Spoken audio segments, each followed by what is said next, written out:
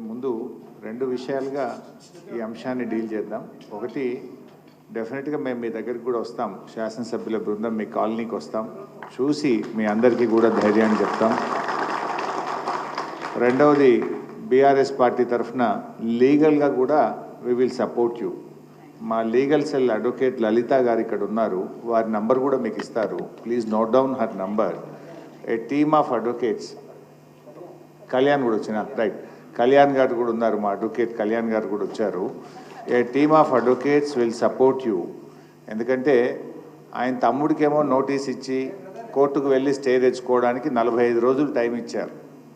కానీ పేదవాళ్ళకు మాత్రం రాత్రికి రాత్రి వచ్చి బుల్డోజర్లు పెట్టి కూలగొడుతున్నారు. అంటే పేదవాడికి ఒక న్యాయం, నీ కుటుంబ సభ్యులకు ఒక న్యాయం అన్నట్టుగా తయారైపోయింది ఈ రాష్ట్రంలో.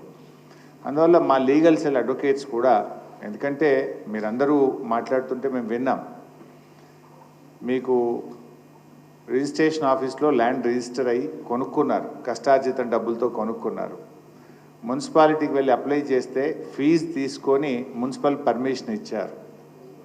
తర్వాత మీరు ఇల్లు కట్టుకోవడానికి బ్యాంకుకు వెళితే ఆ డాక్యుమెంట్స్ పరిశీలించి బ్యాంకు మీకు లోన్ ఇచ్చింది. ఇల్లు కట్టుకున్న తర్వాత మున్సిపల్ ట్యాక్స్ కడుతున్నారు, విద్యుత్ కనెక్షన్ తీసుకొని బిల్లు కడుతున్నారు, వాటర్ కనెక్షన్ తీసుకొని బిల్లు కడుతున్నారు. అన్నీ కూడా ప్రభుత్వమే. మీకు ప్రభుత్వాలు మారచ్చు, ఒకప్పుడు కాంగ్రెస్ ఉండొచ్చు, మధ్యలో తెలుగుదేశం ఉండొచ్చు, తర్వాత బీఆర్ఎస్ ఉండొచ్చు, తర్వాత కాంగ్రెస్ ఉండొచ్చు. Government is a continuous process.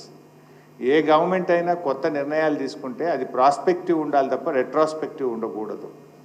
మరి గతంలో మీ కాంగ్రెస్ ప్రభుత్వం అధికారంలో ఉన్నప్పుడు 1993లో కూడా ఇల్లు కట్టుకున్నామని ఒక సోదరిమని చెప్పింది.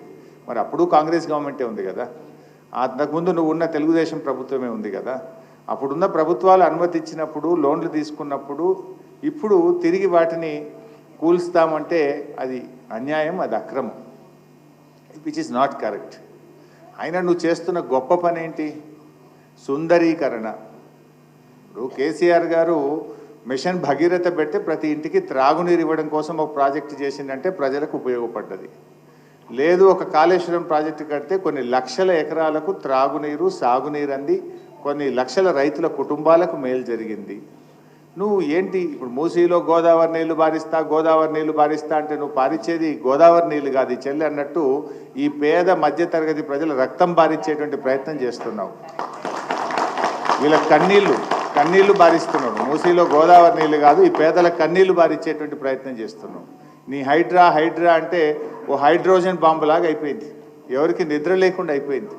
ఏ రాత్రి ఏమవుతుందో అని చెప్పి ఆ సోషల్ మీడియాలో కొన్ని ఇల్లు కూలగొడుతున్న దృశ్యాలు చూస్తే అసలు మా ఇల్లు ఏమవుతుంది అనేటువంటి ఒక ఆందోళనలో ఉన్నారు.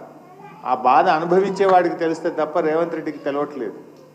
రేవంత్ రెడ్డి ఒక చిన్న లాజిక్ మిస్ అవుతుంది. పేదలకు, మధ్యతరగతి ప్రజలకు మేలు చేస్తే వాళ్ళు దీవెనలు ఇస్తారు, కానీ ఆ పేదల మధ్యతరగతి ప్రజల ఉసురు తీస్తే వాళ్ళు శాపనార్థాలు పెట్టారనేటువంటి లాజిక్ ఆయన మిస్ అవుతా ఉన్నారు. చెయ్యి, నువ్వు మంచి పని చెయ్యి, ప్రజలకు పని, దేవుడు నీకు అవకాశం ఇచ్చాడు.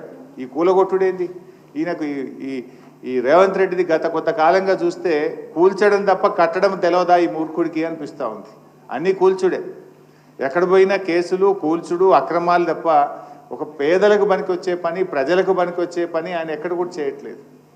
నేను ఐ వుడ్ లైక్ టు, మా మిత్రుడు ఇందాక ఒక ఎన్ఆర్ఐ లండన్ నుంచి, యూకే నుంచి వచ్చిన నాయుడు గారు మాట్లాడారు. రాహుల్ గాంధీ గారిని కూడా నేను అడుగుతా ఉన్నా, బుల్డోజర్ రాజ్ అని చెప్పి ఆడపోయి ప్రచారం చేస్తున్నాడు. హర్యానాలో ఎన్నికలు జరిగేటువంటి చోట్ల బుల్డోజర్ రాజ్ నహీ చలేగా అంటుండు. ఫిర్ క్యా హో రా తెలంగాణ మే ఆజ్ బుల్డోజర్ కా రాజ్ చల్ రా. ये राहुल गांधी जी ने क्या कर रहा है? तुम जाके उधर नॉर्थ इंडिया में भाषण दे रहे कि बुलडोजर राज नहीं चलेगा, लेकिन आज के तेलंगाना में तुम्हारा सीएम रेवंत रेड्डी बुलडोजर राज चला रहा. पहले इनको रोको. वहां भाषण देने से पहले तुम्हारा सरकार में, तो आपकी कांग्रेस सरकार में, जहां पर आज गरीब लोगों का मकाना गिरा रहे, यहाँ आके बुलडोजर को रोको तुम. यहाँ रोकने के बाद वहां बात करना, नहीं तो कोई आपका बात को कोई मानने वाले नहीं रहते. ఇలా ఆయన ఆలోచించాలి కదా.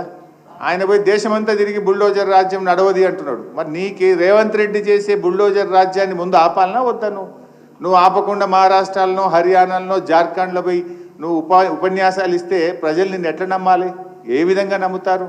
నువ్వు ఆపు, ముందు తెలంగాణలో బుల్డోజర్ రాజుని ఆపు, ఈ అన్యాయాన్ని ఆపు, ఈ పేదల కష్టాలని ఆపాలని చెప్పి నేను రాహుల్ గాంధీ గారిని కూడా ఈరోజు ఇక్కడి నుంచి డిమాండ్ చేయడం జరుగుతూ ఉంది. నిజంగా మీరు మాట్లాడారు, పాపం ఒక సోదరిమణి ఇందాక మాట్లాడుతూ ఇంకా 2035 వరకు మేము ఈఎంఐ కట్టాలి అన్నారు.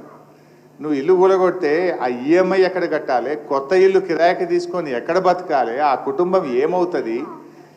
ఇల్లు అనేది ఇల్లు కట్టి చూడు, పెళ్లి చేసి చూడు అనే ఒక సామెత ఉన్నది. జీవితంలో ఒకేసారి ఇల్లు కడతారు, ఒకేసారి పెళ్లి చేసుకుంటారు. ఎంత ఉన్నవాడికైనా కలిగిన వాడికైనా ఇల్లు కడితే అప్పులు అవుతాయి, పెళ్లి చేస్తే అప్పులు అవుతాయి. అలా ఎన్నో అప్పులు తెచ్చి రూపాయి జమ చేసి చెమటోడ్చి కష్టపడి ఎంతోమంది ఇల్లు కట్టుకుంటే నువ్వు రాత్రి కూలగొట్టి ఆ కుటుంబాలు ఏమవుతాయి? పాపం ఇందాక ఒక సోదరిమణి అనితాబాయి మిలిటరీ అంటే మనకు తెలుసు, పాపం వాళ్ళు ఎక్కడో దేశ సరిహద్దుల్లో పనిచేసి వాళ్ళకు వచ్చే జీతం తప్ప ₹1 రాదు. ఒక పూట తినక రూపాయి దాచిపెట్టుకొని హైదరాబాద్ పేరు బాగుంది, హైదరాబాద్ ఇమేజ్ బాగుంది, హైదరాబాద్కు పోయి సెటిల్ అయితే మా పిల్లలు బాగుపడతారు, నా పిల్లలు బాగా చదువుకుంటారని కేసీఆర్ గారు గతంలో ప్రభుత్వాలు హైదరాబాద్ ఇమేజ్ పెంచితే ఆ ఇమేజ్ మీద వాళ్ళు ఎక్కడెక్కడోళ్ళు వచ్చి హైదరాబాద్లో సెటిల్ అయితే ఎందుకు వచ్చాంరా ఈ హైదరాబాద్కు అని ఆమె ఏడ్చే పరిస్థితి తెచ్చింది రేవంత్ రెడ్డి ప్రభుత్వం యొక్క తుగ్లక్ నిర్ణయాల వల్ల. ఈయన పిచ్చి పనుల వల్ల ఎందుకు వచ్చాంరా హైదరాబాద్ కని విధంగా ఇవాళ ఈయన వ్యవహరిస్తే హైదరాబాద్ ఇమేజ్ దెబ్బతింటుంది, హైదరాబాద్ ప్రతిష్ట మసకబారే విధంగా ఈయన ఈరోజు పనిచేస్తున్నటువంటి పరిస్థితి ఉంది.